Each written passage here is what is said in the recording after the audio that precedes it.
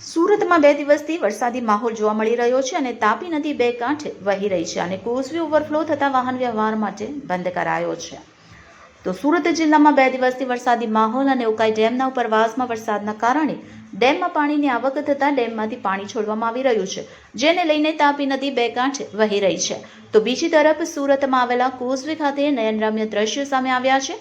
Causeway overflow હોવાથી વાહન વ્યવહાર માટે બંધ છે. ચોમાસામાં શરૂઆત થતાની સાથે જ સુરત સહિત દક્ષિણ ગુજરાતમાં મેઘમહેર જોવા મળી હતી.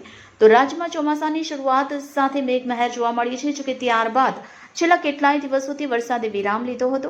દરમિયાન છેલ્લા 2-3 દિવસથી સુરત જિલ્લામાં વરસાદી માહોલ જોવા મળી રહ્યો છે અને આજે પણ સુરત શહેરમાં વહેલી સવારથી વરસાદી માહોલ છે, જેને લઈને વાતાવરણમાં ઠંડક પ્રસરી છે. આ ઉપરાંત ઉકાઈ ડેમના ઉપરવાસમાં વરસાદના કારણે ડેમમાંથી પાણી છોડવામાં આવી રહ્યું છે, જેને લઈને તાપી નદી બે કાંઠે વહેતી થઈ છે.